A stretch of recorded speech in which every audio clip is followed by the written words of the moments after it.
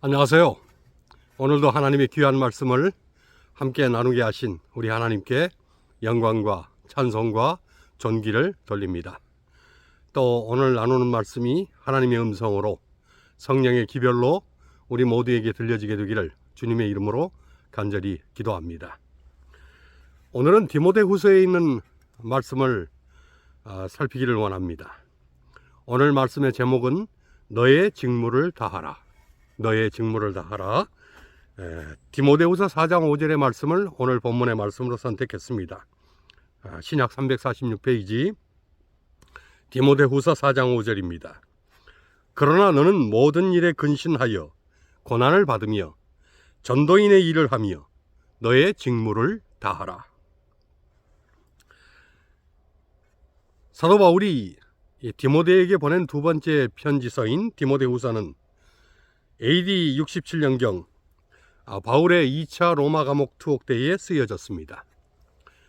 1차 투옥 때에는 비록 감금은 당했지만 자유롭게 면회도 허용되었고 서신도 자유롭게 써서 보낼 수가 있었습니다.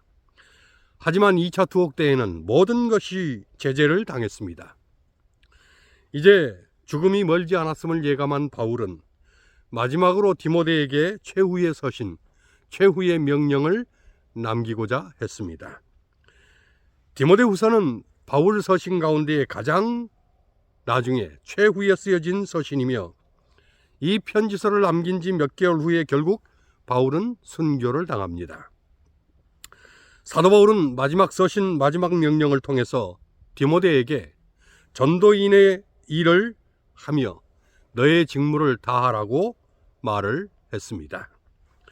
이것은 믿음의 스승이요 또 영적인 아버지인 바울이 영적인 아들인 디모데에게 주는 명령입니다.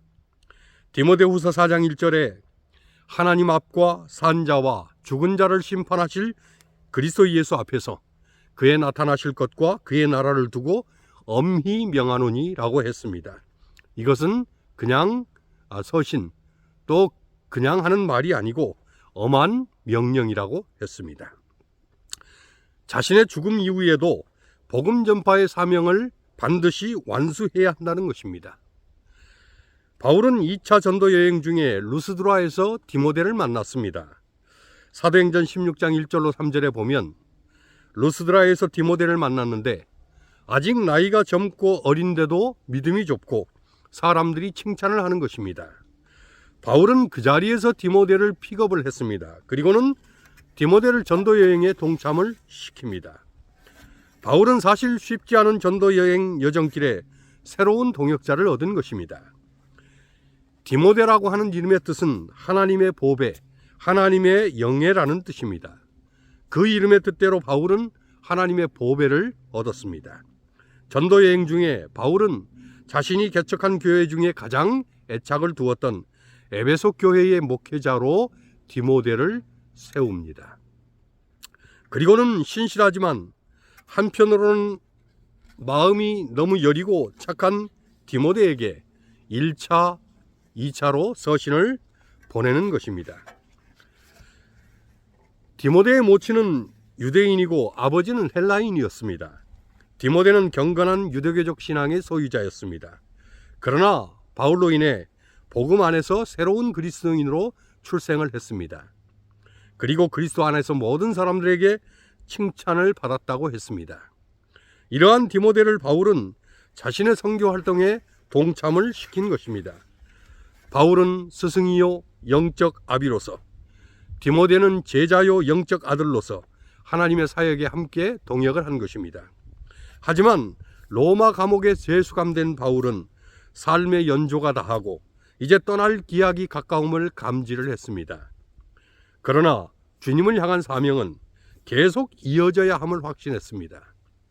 그래서 함께 사역했던 젊고 신실한 제자, 신심이 있고 경건했던 디모데에게 자신이 하고 싶은 말을 남기고자 했습니다. 결코 긴 말이 아닌 짧고 간결한 글귀 속에 자신의 마음을 함축했습니다. 그것은 전도인의 일을 하며 너의 직무를 다하라는 것입니다. 바울의 이 명령은 그리스도의 재림과 그때에 이루어질 하나님 나라의 근거를 두고 있습니다. 그리스도께서 반드시 다시 오신다는 것입니다. 그때에는 심판의 주로서 산자와 죽은 자를 심판하실 것이며 세상의 모든 자들이 산자든 이미 죽은 자든 하나님 앞에서 반드시 심판을 받아야 한다는 것입니다. 사도 바울의 재림에 대한 확실성 그리고 심판에 대한 명확성은 바울이 믿는 그리스도의 교회 기초요 기본이요 근본이었습니다. 바울은 히브리서 9장 27절에도 한 번 죽는 것은 사람에게 정하신 것이요 그 후에는 심판이 있으리니라고 했습니다. 그리고 히브리서 9장 28절에 이와 같이 그리스도도 많은 사람의 죄를 담당하시려고 단번에 들이심 받으셨고 구원에 이르게 하기 위하여 죄와 상관없이 자기를 바라는 자들에게 두 번째 나타나시리라고 했습니다. 주님은 반드시 재림하십니다. 그리고 반드시 믿는 자들은 구원하시고 믿지 않는 자들은 심판을 하십니다. 그런데 구원과 사랑은 오케이, 심판은 노라고 하는 이들이 있습니다. 만인 구원론자들, 그리고 사랑이면 다 된다는 개인의 이름을 거론해서 좀 그렇지만 이상구식 십자가 구원 완성론자들입니다. 정말로 심판은 필요가 없는 것일까? 만일 심판의 개념이 사라지면 인간은 절제할 필요도 굳이 선하게 살려고 할 필요도 없어집니다. 결국 다 구원받는데 막 산다고 해서 문제될 게 뭐냐라는 논리가 전개가 되는 것입니다. 물론 하나님의 사랑을 깨달으면 그렇게 살 수는 없게 된다고 하지만 결국 하나님의 심판 개념은 실종되고 성경은 그 기록 자체가 모순의 책이 되고 맙니다. 하나님은 반드시 심판이 있을 것이라고 말씀을 하셨는데 심판을 부인하면 하나님의 말씀을 모순의 책으로 만드는 것입니다. 또한 예수 그리스도만이 유일한 구세주라고 하는 성서상의 진리도 폐기되고 맙니다. 다 구원받는데 왜 꼭 예수 그리스도냐라고 물으면 할 말이 없습니다.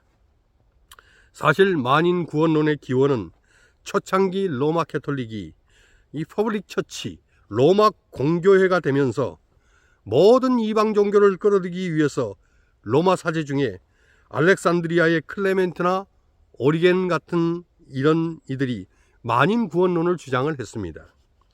그리고 그 정신이 사실은 지금도 이 로마 캐톨릭의 밑바탕에 깔려 있습니다.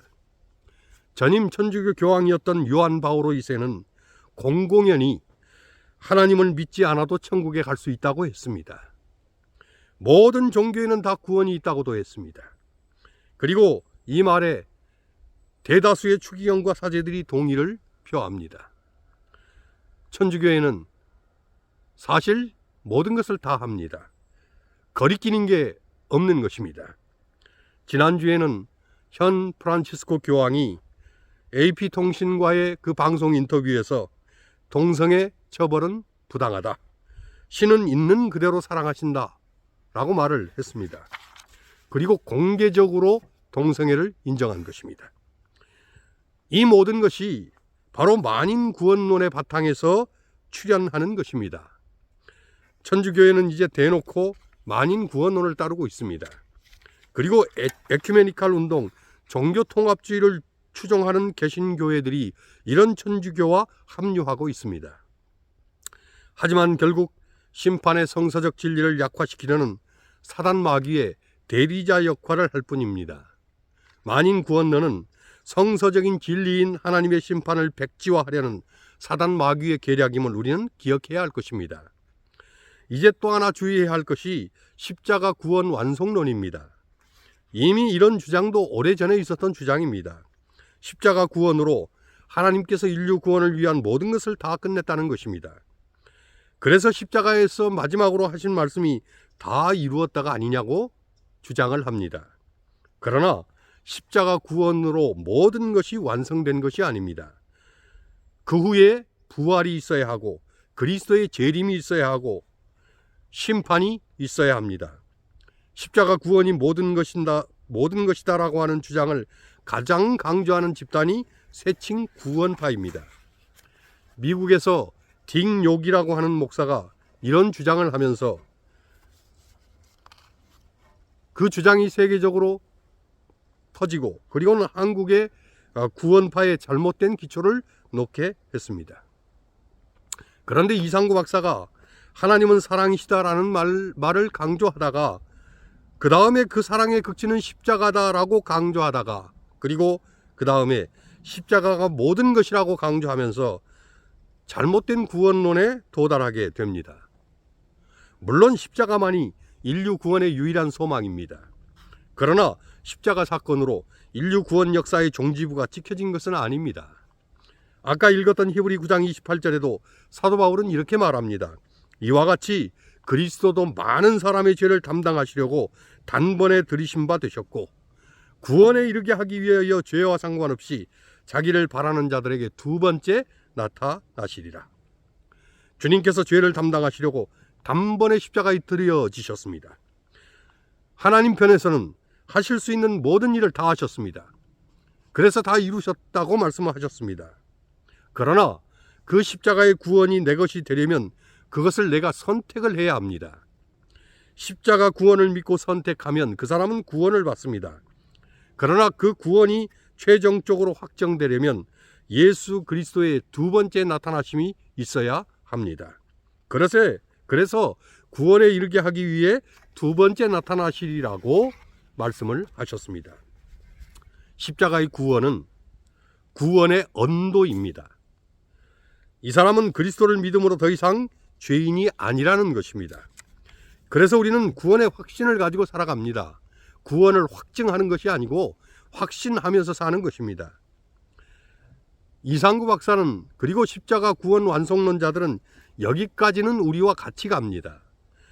그런데 그들의 그 다음 주장은 구원받았으면 됐지 왜 또다시 심판이니 아직 완성이 안 됐느니 조사 심판이니 하면서 구원의 확신을 약화시키느냐. 그것 때문에 재림교회는 구원의 기쁨이 없고 아직도 심판이 남아있고 조사하는 그 두려움 속에 잡혀 산다는 것이다.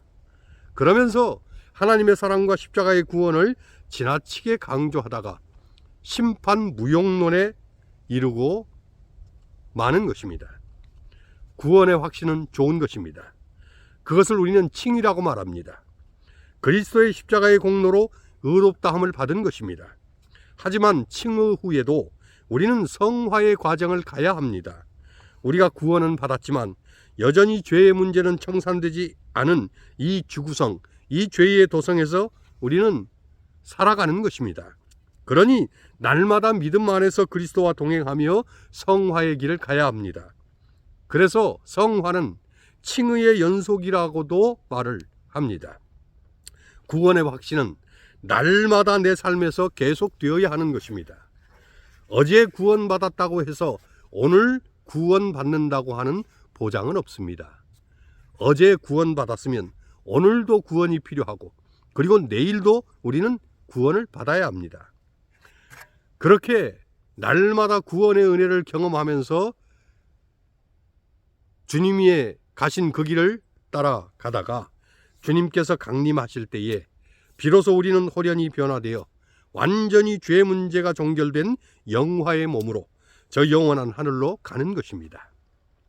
구원이 연도되어 구원받은 자로 이 땅에서 살지만 그 구원이 나에게 확정되어 집행되는 것은 주님께서 재림하시고 죽은 자들이 부활하고 산 자들은 홀연히 변화되어 하나님의 심판대 앞에서 그 생명책에 기록된 이름대로 호명되어질 때에 이제는 더 이상 죄가 없는 하늘에 입성함으로 구원의 시나리오가 마무리가 되는 것입니다. 이러한 성서적인 구원의 계단과 진리의 가르침은 한치의 오차도 없습니다. 물론 구원의 확신, 구원의 기쁨을 가지고 이 땅에서 살아가야 병도 낫고 회복과 치유도 일어난다는 것에 동의합니다. 그러나 그것이 그 범주를 넘어서서 그것 때문에 심판도 없다는 것은 아닌 것입니다. 이미 구원받았는데 심판이 무슨 대수냐고 그러지만 심판을 통한 구원의 확정이 있어야 심판을 통한 죄의 소멸도 가능한 것입니다. 결국 지나친 구원론 역시 심판을 백지화하려는 사단 마귀의 계략임을 우리는 기억해야 합니다. 심판이 있다는 것이 구원의 확신을 약화시킨다고 하는데 저는 그 말에는 동의하지 않습니다. 시편 73편의 아삽의 시에 보면 아삽이 실족할 뻔하고 미끄러질 뻔했다고 말합니다. 왜냐하면 악인이 형통하고 오만한 자들이 더 잘되고 죽을 때에도 고통도 없고 건강하고 고난과 재앙도 없더라는 것입니다. 살이 쪄서 눈이 솟아나고 소득은 마음의 소원보다 더 지나치고 교만과 강포가 저들이 입는 옷이라고 했습니다. 반면에 선한 자들, 믿음대로 사는 자들은 이런 악한 자들의 압제를 받고 고난받고 사는 게 힘들고 어렵다라는 것입니다. 정말 하나님이 계신다면 어떻게 이럴 수 있느냐는 것입니다. 그러다가 시편 73편 17절에 이렇게 고백합니다. 하나님의 성소에 들어가서야 결국을 깨달았도다. 하나님께서 결국 악인들은 파멸에 던지신다는 것을 알았다는 것입니다. 성소 제도의 결론, 최종적인 핵심은 지성소 봉사 대속죄일에 있습니다. 대제사장이 7월 10일 대속죄일에 1년에 한 차례 지성소에 들어갑니다. 레위기 16장 30절은 이날에 본토인이든 이방이든 속죄하여 정결케 하라고 했습니다. 레위기 23장 28절 29절에는 이날에 속죄하지 않는 자는 그 백성 중에서 끊쳐지고 멸절될 것이라 했습니다. 하나님께서 심판하시는 것입니다. 만일 심판이 없다면 회개도 선한 자들의 신원도 필요 없게 됩니다. 그렇다면 세상에서 벌어지는 선악간의 대쟁투, 그리고 도리어 악한 자들이 복을 누리고 사는 것처럼 보이는 그런 선악의 불평등도 해답을 내릴 수가 없습니다. 요한계시록 22장 11절은 불의는 그대로 불의하고 더러움은 그대로 더럽고 의는 그대로 의하고 거룩은 그대로 거룩되어야 하라고 했습니다. 그리고 12절은 보라 내가 속히 오리니 내가 줄 상이 내게 있어 각 사람에게 그의 일한 대로 갚아주리라고 했습니다. 심판이 없으면 재림도 없고 부활도 없고 결국 십자가의 구원의 완성도 무용지물이 됩니다. 그런데 왜 하나님의 사랑을 강조하다가 심판 무용론으로 가는지 모르겠습니다. 믿는 자들을 신원하고 그들의 구원을 확정시켜주는 것이 심판이 하는 정말 중요한 일입니다. 그러니 심판은 사실 사랑입니다. 반면에 하나님은 사랑이라고 해놓고 영원 지옥설을 주장하는 회개한 논리를 일요일 교인들은 신봉을 합니다. 죄인은 심판을 통해 영원히 멸절시키는 것이 하나님의 사랑입니다. 만일 영원히 소멸되지 않고 그냥 불에 타서 계속 죽지 않고 있는다면 심판이 무슨 필요가 있겠습니까? 더구나 죽을 때에 이미 천국 가고 죽을 때에 바로 지옥에 간다면 심판을 할 이유도 할 필요도 없는 것입니다. 아무튼 만인 구원론이나 십자가 구원 완성론, 영원 지옥론 이런 것들이 노리는 것은 그로 인해서 부활을 약화시키고 재림도 약화시키고 심판도 약화시키는 것입니다. 그래서 하나님의 구원 시나리오를 허지로 돌리려고 하는 것이 사단의 계략입니다. 여기에 속아서는 안 됩니다. 오직 성경과 성경의 진리만이 우리의 지계표임을 잊지 말 것입니다. 이제 다시 디모데 후서로 돌아가서 결론을 내립니다. 바울은 심판의 날을 상기하며 전도인의 소명을 다하라고 했습니다. 때를 얻든지 못 얻든지 말씀을 전파하라고 했습니다. 그리고 자신은 달려갈 길을 마치고 믿음을 지켰으니 의의 면류관이 기다린다고 했습니다. 의로우신 재판장이신 주님께서 다시 나타나시는 그날에 자기에게 의의 면류관을 주실 것이라고 했습니다. 또한 내게만 아니고 주의 나타나심을 사모하는 모든 자들에게 주신다고 했습니다. 복음을 위해서 고군분투하는 이들이 있습니다. 빛도 없이 이름도 없이 헌신하는 전도자들, 선교사들에게 이 약속은 격려와 소망이 되는 것입니다. 그리고 오늘날 우리가 이 땅에서 어떤 자세로 살아가야 마땅한가를 가르쳐 줍니다. 주님 오실 날이 멀지 않았습니다. 복음 전파만이 이때에 해야 할 우리의 사명입니다. 우리가 할 일은 씨를 뿌리는 일입니다. 그리고 거두시는 일은 하나님의 성령께서 하실 것입니다. 한 사람이라도 더 구원에 이르도록 임마누엘의 피 묻은 깃발을 높이 들고 세 천사의 기별 복음의 나팔을 힘있게 불어야 할 것입니다. 내 직무를 다하라. 이것이 사도 바울이 바톤을 이어받은 디모데에게 그리고 오늘 그리스도인 된 우리에게 엄히 주는 명령입니다. 전도인의 일을 다하며 내 직무를 다하는 우리 모두가 되시고 그렇게 헌신하여 주님의 일을 받들다가 주님의 재림을 준비되어서 기쁨으로 맞이하기를 주님의 이름으로 간절히 기원합니다. 주님 곧 오십니다. 마라나다 주 예수여 속히 오시옵소서. 아멘.